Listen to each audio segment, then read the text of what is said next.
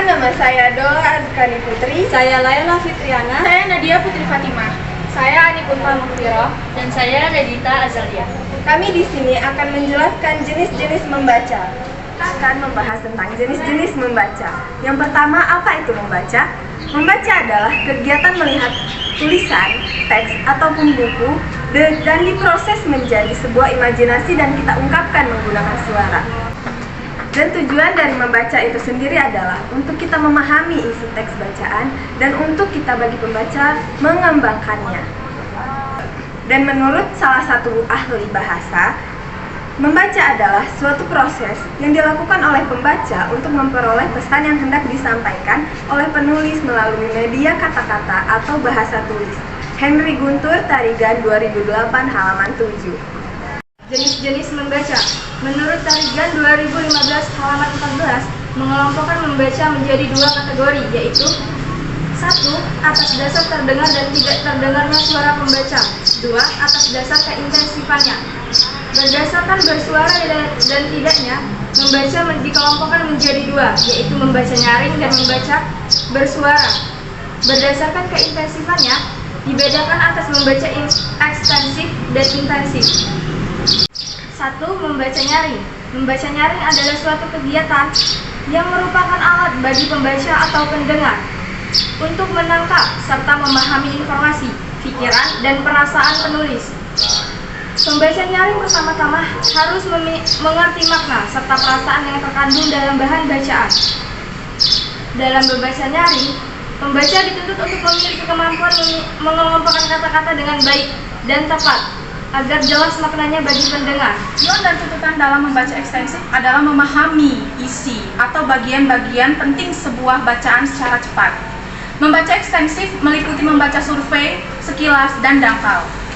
Membaca survei dilakukan untuk meneliti atau mencermati terlebih dahulu bahan bacaan yang akan dipelajari atau ditelaah melalui cara-cara berikut. Yang pertama, memeriksa, meneliti indeks dan daftar kata yang terdapat dalam buku.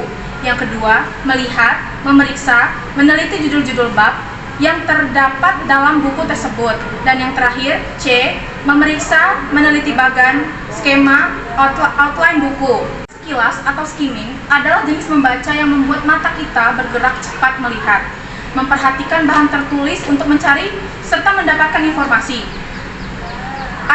Ada 3 tujuan utama dalam membaca sekilas. Yang pertama, untuk memperoleh kesan umum dari suatu bahan bacaan. Yang kedua, untuk menemukan hal tertentu dari suatu bacaan. Dan yang terakhir, untuk menemukan bahan yang diperlukan dalam kajian pustaka di perpustakaan. Baca dangkal bertujuan untuk memperoleh pemahaman yang dangkal, yang bersifat luar, yang mendalam dari suatu bahan bacaan.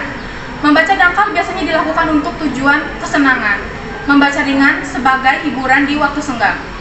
Kaitannya dengan membaca ekstensif, menurut Mikuleke mengemukakan bagaimana cara memilih buku serta petunjuk dalam membaca ekstensif.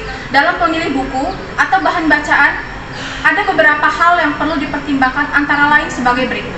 Selanjutnya, berkaitan dengan membaca ekstensif. Dalam memilih buku atau bahan bacaan, ada beberapa hal yang perlu dipertimbangkan, antara lain sebagai berikut.